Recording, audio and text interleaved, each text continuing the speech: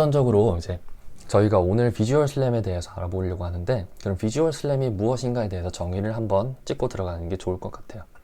이제 비주얼 슬램 이제 단어가 비주얼이 있고 슬램이 있는데, 비주얼은 이제 시각적인 부분이 되겠고, 이것은 이제 컴퓨터 비전에서 의미하는 그 시각적의 의미와 같습니다.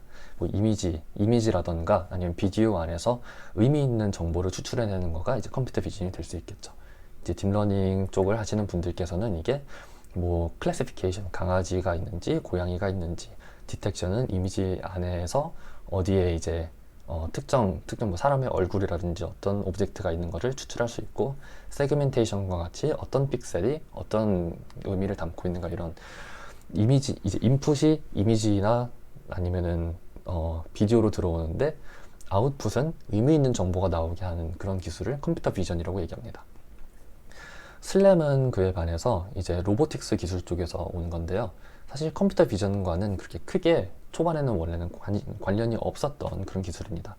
이제 슬램이라는 기술은 이제 Simultaneous Localization and Mapping이라는 이제 기술에서 앞 글자 하나씩만 따가지고 하고 SLAM, 슬램이라고 하는데, 슬램이라는 기술을 간단하게 정의를 하자면은 로봇이 움직일 때 그 로봇이 나의 위치에 대해서, 그 자신의 위치에 대해서 추정을 하고, 그리고 이제 주변의 그 환경에 대한 구조가 어떻게 생겼는지 지도를 작성을 해주는, 그것을 이제 동시에 진행을 하는 것을 Simultaneous Localization and Mapping, 슬램이라고 합니다. 그럼 비주얼 슬램이라는 거는 컴퓨터 비전이 이제 영상이나 아니면은 비디오, 이제 이미지나 비디오, 즉 카메라를 이용해서 정보를 가져오는 거고, 그리고 이제 이거를 슬램에다가 엮는다고 하는 거는 카메라를 통한 이미지 데이터를 가지고 로봇이 나의 위치를 추정을 하고 주위가 어떻게 생겼는지에 대해서 그려내는 그런 기술이라고 볼 수 있습니다. 그럼 슬램에 대해서 조금 더 이제 간단하게, 슬램에 대해서 조금 더 이제 비유를 들어보자고 하면은, 슬램이 비유를 들기 전에 우선 일단 이름을 직역을 해보자고 하면은 Simultaneous Localization and Mapping, 이거를 이제 직역을 하면은 동시적 위치 추적 및 지도 작성이 되는데, 이거를 생각할 때 로보틱스 관점에서는 굉장히 좀 흥미로운 문제가 하나 생겨납니다.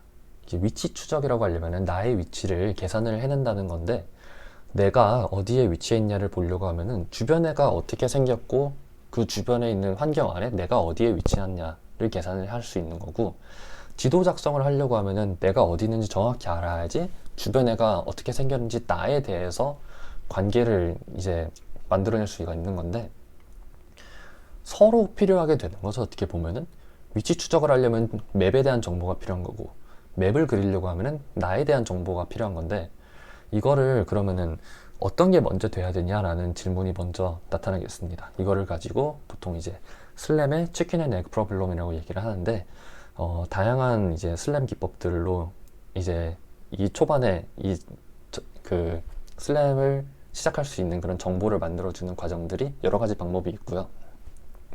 그리고 이 자신의 위치와 이제 이 초반에 초반에 정보를 만들어주는 그 과정이 끝나고 나면은 동시적으로 나의 위치를 추정을 함과 동시에 이제 주변에가 어떻게 생겼는지를 추정하는 과정을 같이 하게 됩니다. 이제 간단하게 예시를 들어보면은, 이제 저는 보통 무인도에서 눈을 떠봤는데 무인도에서 눈을 떴다라는 그런 예시를 보통 들어요.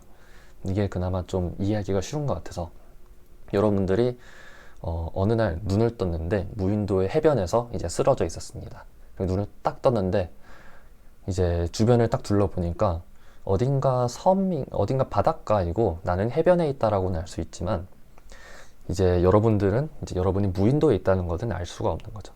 여러분들이 무인도에 있다는 걸 알려고 하면은 섬 전체를 다 한번 돌아보고, 그리고 이게 무인도라는 걸 확정 지을 수 있을 만큼 충분한 공간에 대한 정보가 있어야 됩니다.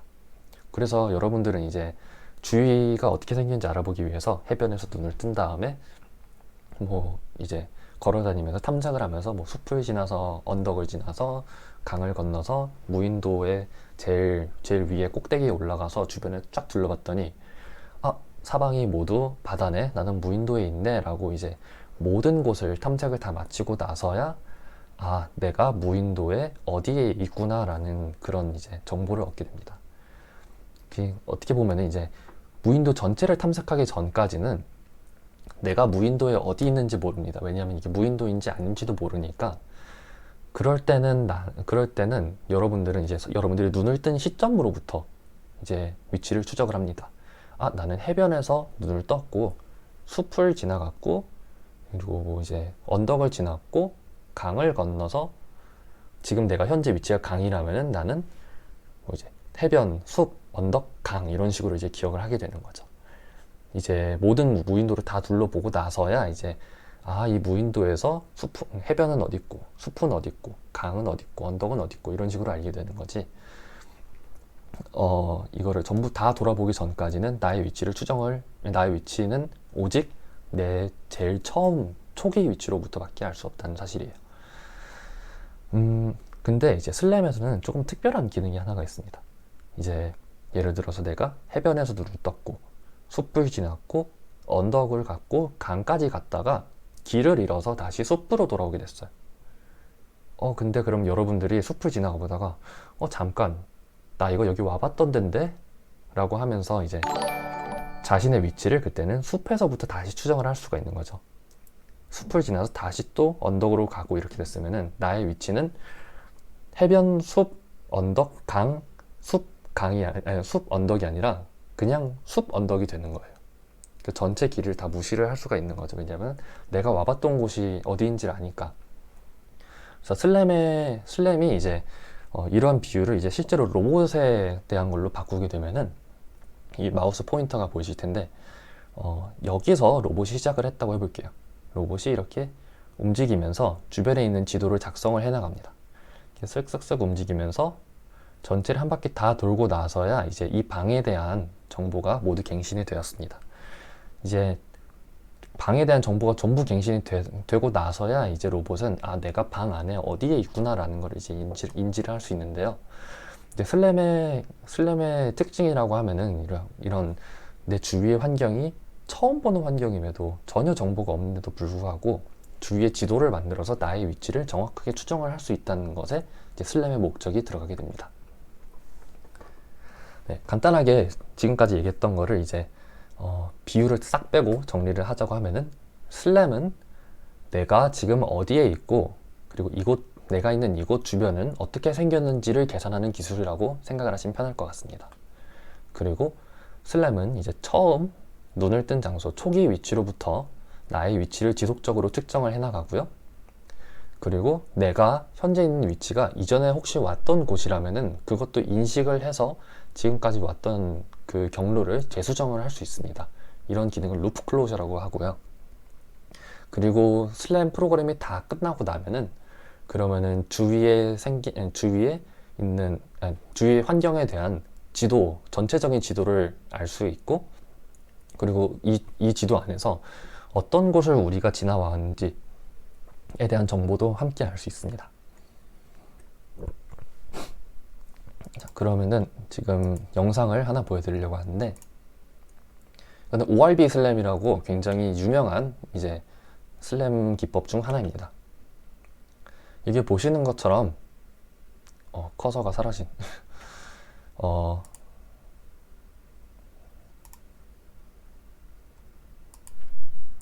네, 여기 보시는 것처럼 초기 위치로부터 자신의 위치를 추정해 나가면서 주위의 환경에 대한 지도를 이렇게 그려줍니다.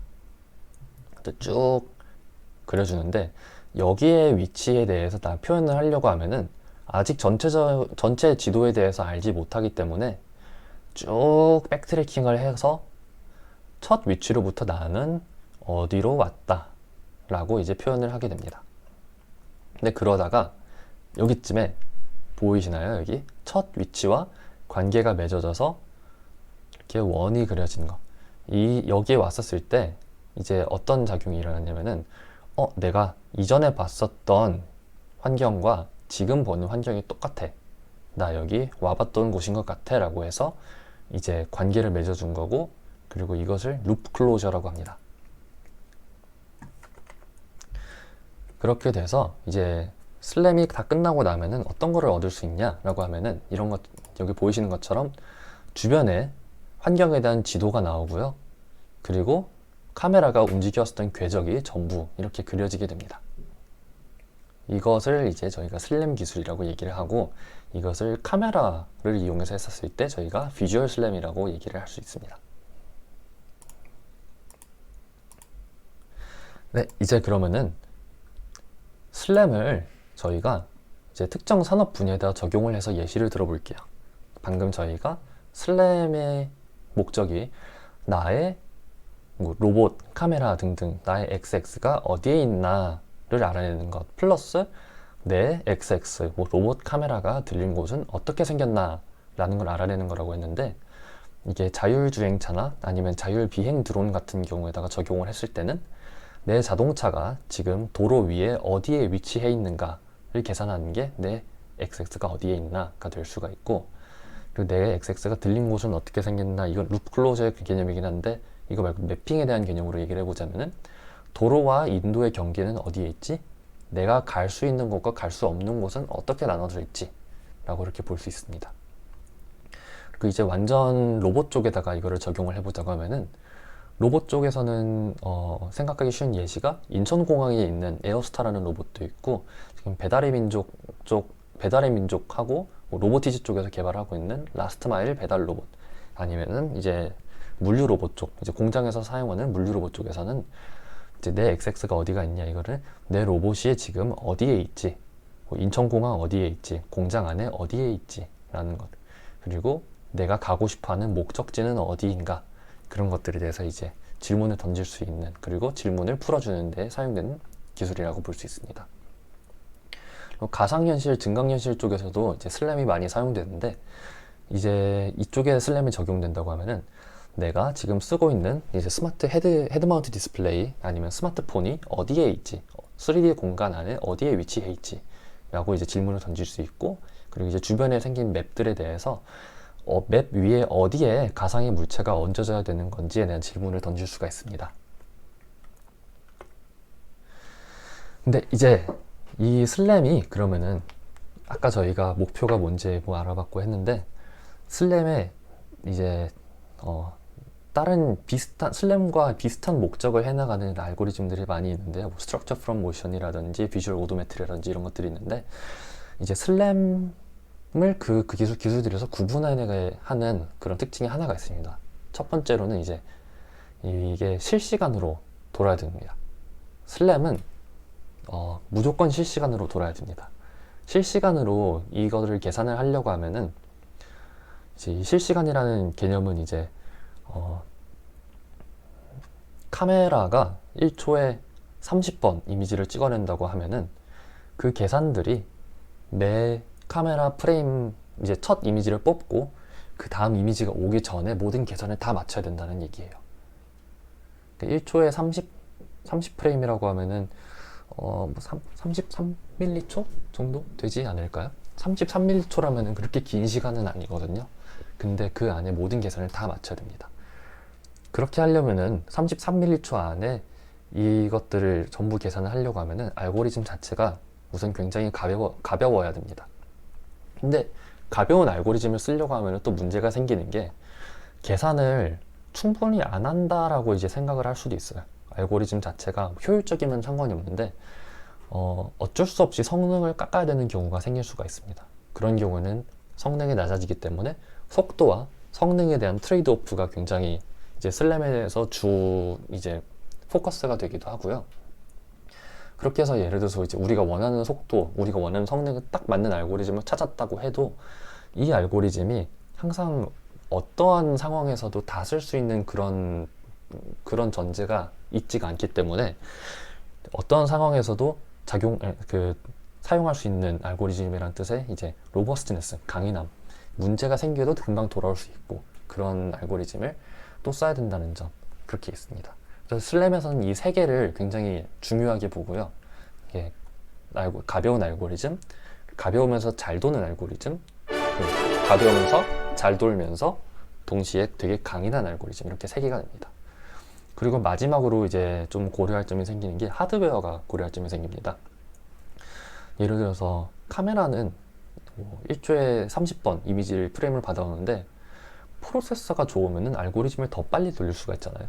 근데 프로세서가 좋지 않다라고 하면은 똑같은 알고리즘이라 해도 더 느리게 도는데 카메라가 주는 시간 33m초는 또 어떤 시스템에도 똑같기 때문에 프로세서에 맞춰서 이 알고리즘들을 이제 바꿔야 된다는 점들이 생길 수가 있습니다. 그렇기 때문에 이제 슬램 알고리즘은 이 ORB 슬램 이 알고리즘 하나로 모든 시스템에서 다 적용할 수 있다 이런 단 하나의 정답 알고리즘이 나오는 거가 아니고요. 이제 내가 풀고 싶어하는 문제, 내가 사용하려고 하는 카메라 하드웨어, 프로세서 하드웨어, 램 이런 것들을 다 고려해가지고 내가 풀려고 하는 상황에서 풀려고 하는 문제에 대한 시스템을 잘 만들어내는 것, 그리고 그걸 만들기 위해서 디자인 트레이드오프, 가벼움과 성능, 그리고 그 강인함을 잴 수 있는 그런 것들에 대한 이제 지식이 좀 뒷받쳐져야 되는 게 이제 슬램 개발의 특징이라고 할 수가 있습니다. 이제 슬램과 혼동되는 기술에 대해서 얘기를 해보려고 하는데, 이거를 제가 왜 설명을 하냐고 하면은, 슬램 기술 자체가 좀 진입장벽이 조금 꽤 높은 편이라고 생각이 됩니다, 저는. 슬램 기술을 하는데 제 생각에는 딥러닝만큼 네, 그 기본 지식이 좀 많이 필요하다고 생각이 되는데 이거를 공부를 하시다가 이거를 막 한 3달, 반년 정도 이렇게 공부를 하시다가 갑자기 이거 내가 좀 더 깊게 알아보고 나니까 슬램은 내가 원했던 기술이 아닌 것 같아 라고 하고 나서 이제 시간 낭비했다라고 생각하시는 분들이 가끔 계셔요. 저는 그래서 이제 슬램을 여러분들이 아마 이 세미나를 지금 들으시는 거는 슬램 기술을 언젠가 할 수도 있으니까 아니면 그냥 궁금하니까 들으시는 걸 수도 있는데 언젠가 할 수도 있을 때 방향을 좀 잘 잡고 가실 수 있도록 제가 좀 알려드려 보려고 합니다. 가끔씩 이제 정확한 3D 모델을 뽑기 위해서 슬램을 쓰고 싶다고 하시는 분들이 계십니다. 근데 이제 정확한 슬램을 뽑는 거가 슬램에서는 어려운 이유가 아까 말씀드렸듯이 가벼운 알고리즘을 쓰면서 성능을 어쩔 수 없이 깎아야 되는 부분이 있습니다. 그러다 보니까 엄청나게 정확한 모델을 뽑는 게 어려울 수가 있고 이거를 이제 이런 단점이 나타나게 되는 이유가 실시간으로 돌아야 된다는 제약이 있어서 합니다. 그러면은 우리가 실시간으로 이걸 안 돌려도 되니까 시간이 좀 더 오래 걸려도 되니까 정확한 모델만 뽑아내 라고 하면은 그러면은 그런 기술을 이제 저희가 스트럭처 프롬 모션이라고 얘기를 합니다. 스트럭처 프롬 모션은 이제 슬램하고 그 알고리즘의 아웃풋은 똑같고요.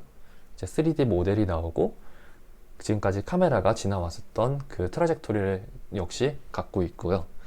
근데 대신에 스트럭처 프롬 모션은 실시간으로 돌지 않아도 된다는 그런 장점이 있습니다. 예시를 들면은 되게 유명한 논문 중에 하나가 이제 Building Rome in a Day라는 논문이 있는데 이 논문에서는 이제 그 온라인에서 이제 크롤링을 통해서 사진을 막 가지고 옵니다. 이제 로마 그 관광지에 대한 사진을 막 가지고 와서 이거를 전부 프로세싱을 하고 스트럭처 프롬 모션을 해서 3D 모델을 만들어내는데 걸린 시간이 24시간이 걸렸다라고 해서 그래서 빌딩 로마 in a day 24시간 하루 만에 로마 만들기라는 그런 제목으로 낸 논문이 있습니다. 이제 이렇게 보시다시피 실시간으로 슬램은 이제 33m초 안에 해야 되는 건데 스트럭처 프롬 모션은 이제 33m초가 아니라 뭐 시간의 제약이 없는 거죠. 사실 이제 컴퓨팅 리소스가 좋으면은 이제 뭐 더 긴 시간 동안 해도 되는 거고 요즘 클라우드 같은 데도 돌 수도 있는 거고 이제 슬램과는 다른 그런 케이스가 입니다.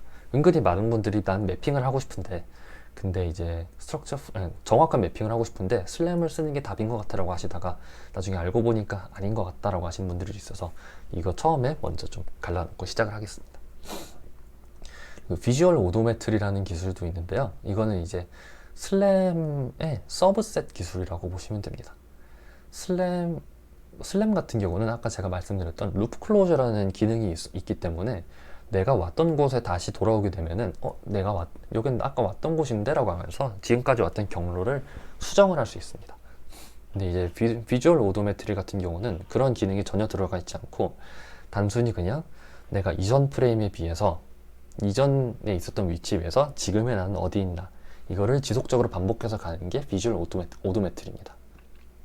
이제 다비드 스카라무사 교수님의 렉처에 의하면은 비주얼 오도메트리 기술에다가 루프 클로즈를 얹은 게 이제 슬램이라고 얘기를 하고요.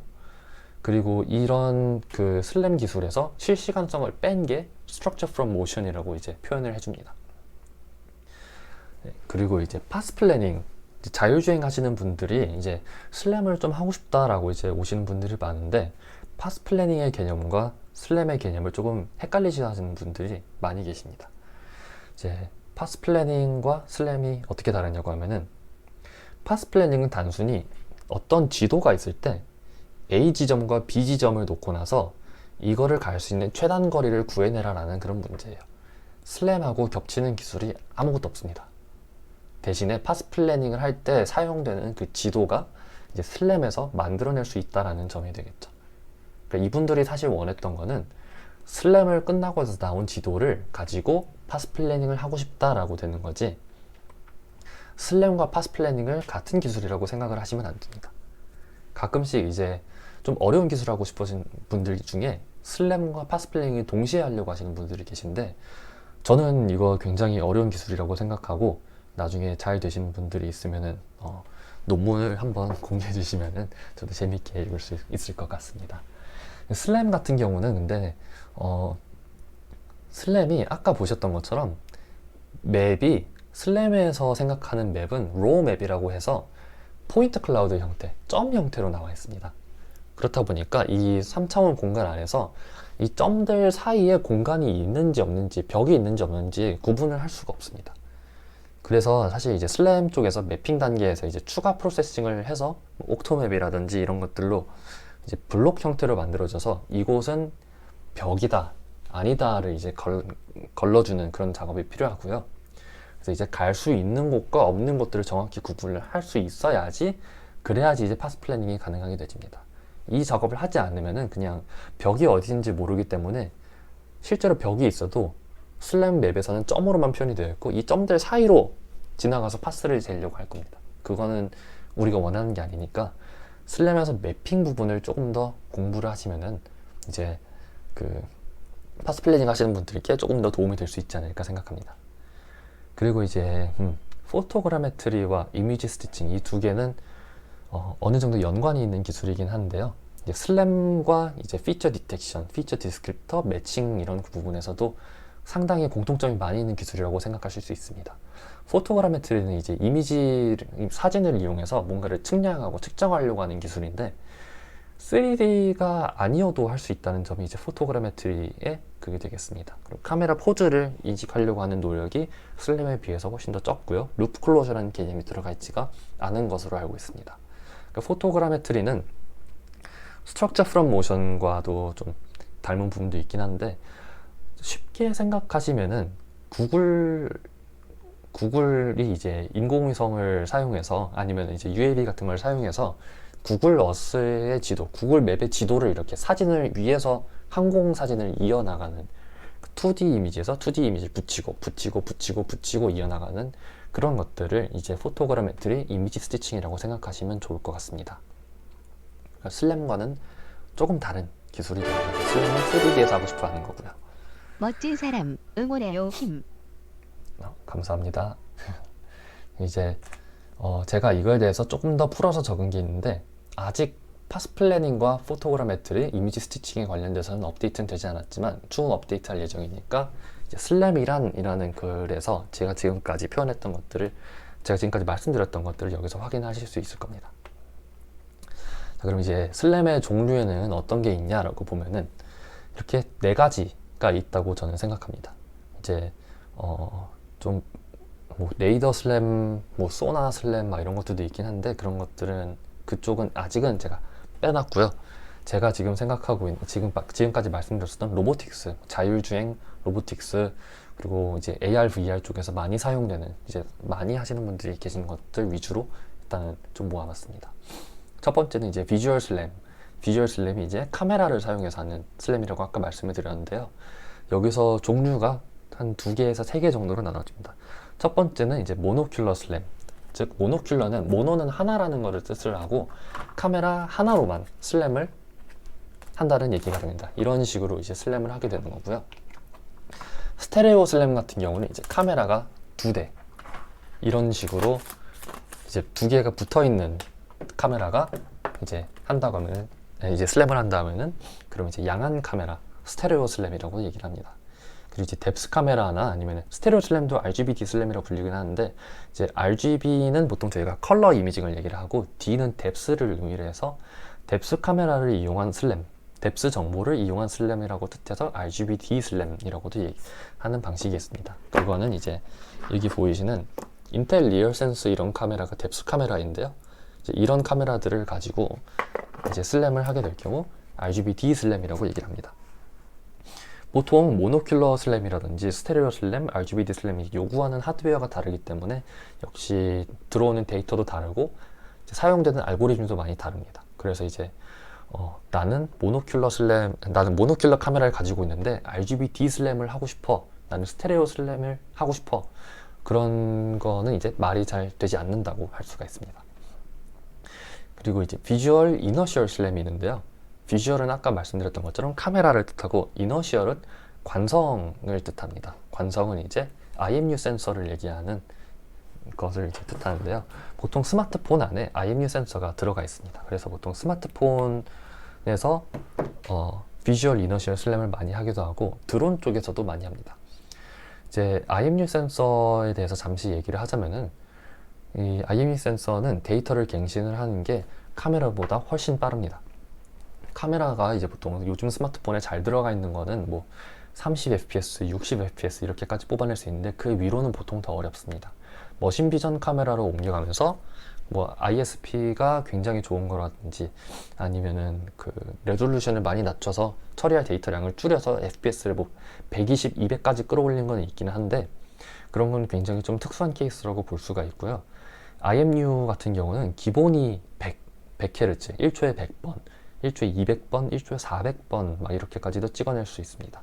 그렇다 보니까 카메라로 우리가 슬램을 할 때는 이렇게 움직였다고 했을 때 여기서 이미지가 한번 찍혔고 여기서 이미지가 한번 찍혔고 여기서 한번 이미지가 찍혔다 했을 때 세 개의 점들을 이제 직선으로 있게 되는데 이런 경우에서는 이 다음에 내가 가야 할 위치를 추정하는 게 직선을 따라서 이제 다음 위치를 추정을 하게 됩니다. 그렇다 보니까 정확하지 않을 수가 있어요. 근데 IMU가 있으면은 이 세 개의 점 사이에 무수하게 많은 점들이 또 많이 찍히면서 정확하게 커브를 그려줍니다. 그렇기 때문에 이 다음에 올 위치에 대해서 좀 더 정확하게 트래킹을 할 수가 있는 거고 아니면은 이 카메라들 사이 카메라 이미지를 얻고 그 다음 이미지가 오기 전까지 그 사이에서도 위치를 트래킹을 할 수 있는 인터프레임 트래킹이 가능해지게 됩니다. 이게 보통은 그 AR이나 VR 쪽에서 이렇게 좀 빠른 트래킹을 요구를 하기 때문에 보통 그래서 이제 스마트폰에서 사용하는 그 AR SDK 중에 AR 코어 아니면 뭐 AR 키트 그런 것들이 이제 그런 것들이 이제 비주얼 이너셜 슬램, 비주얼 이너셜 오도메트리를 사용을 하고요. 그리고 이제 자율주행 쪽에서 많이 사용하는 라이다 슬램이 있습니다. 라이다 슬램을 GPS와 함께 연결해서 사용한 경우도 많이 있고 라이다 하나만 쓰는 경우도 있긴 한데 라이다라는 거는 이제 레이저를 평 쏴서 레이저가 갔다가 어디 벽에 부딪혔을 때 반사가 돼서 돌아오는데 이 레이저가 갔다가 반사돼서 돌아오는데 걸린 시간을 측정해서 거리를 측정할 수 있는 센서가 라이다라고 할 수 있습니다. 이거를 여러 방향으로 쏴주고요. 2D 라이다가 있고 3D 라이다가 있는데 2D는 하나의 평면에 대해서 이렇게 쏴주고 그렇게 해서 주변의 벽이 어떻게 생겼는지 알 수가 있고 3D는 이제 높이 정보까지 다 함께 뽑아낼 수 있습니다. 2D 라이다 같은 경우는 이제 보통 실내에서 많이 쓰는 편이기는 하고요. 그리고 보통 한 10만원, 20만원대면은 괜찮은 2D 라이다를 구할 수 있다고 알려져 있습니다. 그에 비해서 이제 3D 라이다 같은 경우는 가격이 갑자기 엄청나게 뛰어요. 보통 기본이 몇천만원대로 뛰는 걸로 알고 있고요. 스펙이 좀 낮은 걸로 사면은 이제 몇백만원대로 떨어지는 것도 있다고는 들었습니다. 1억이 넘는 것도 있고요. 근데 이거는 좀 아직 연구 단계에 있는 거다 보니까 양산이 되지 않아서 가격이 많이 비싼 거고, 이제 라이다 슬램에 대한 연구가 많이 돼서 자율주행차를 양산할 수 있겠다라고 하면 가격은 자연스럽게 내려갈 거라고도 생각을 합니다. 보통 라이다 슬램은 이제 그 자동차, 자율주행차에 많이 쓰이다 보니까 위치 보정을 하기 위해서 GPS를 함께 쓰는 경우가 있는데, 이 방식의 이제 단점이라고 하면은 실내나 지하 주차장 같은 길로 들어갔을 때 GPS가 끊기게 될 경우, 그런 경우에서 쓰기 어렵다는 점이 있습니다. 그래서 라이다 슬램이 굉장히 정확한 편이기는 한데, 라이다가 좀 센서가 크다 보니까 이런 것들을 이제 가벼운 플랫폼에다가 넣고 들고 다니기는 어렵고, 슬램이 많이 쓸 것 같은 분야 중에 하나가 이제 부동산 쪽에서 많이 쓰려고 하거든요. 집 안에 들어가서 집 모델을 만들어 준 다음에 나중에 VR 헤드셋을 보거나 아니면 스마트폰으로 이제 볼 수 있게, 그렇게 해서 집을 직접 가지 않고도 구경할 수 있게 해주는 그런 기술을 개발을 하고 있는데, 라이다 같은 경우는 엄청나게 무겁고 파워전도 이제 제대로 꽂아야 되기 때문에 이제 비주얼 슬램보다는 훨씬 더 정확해도 쓰지 못하는 그런 단점이 있을 수가 있습니다.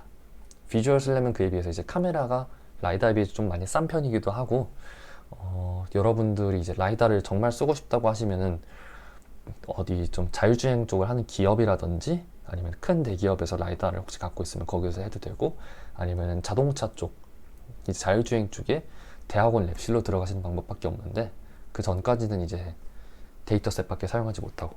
근데 비주얼 슬램 같은 경우는 장점이라고 하자면은 이제 장비가 싸기 때문에 웹캠만 있어도 사실은 시작을 할 수 있기 때문에 여러분들께서 먼저 친숙하게 다가갈 수 있는 슬램이라고 생각이 듭니다. 마지막으로는 이제 센서 퓨전이 있을 텐데요. 센서 퓨전은 지금까지 있었던 모든 센서들을 필요에 따라서 섞을 수가 서세미나 있습니다. 내용도 좋고 기부 의미도 있어 시작이 너무 좋네요. 감사합니다. 경기님 화이팅. 감사합니다.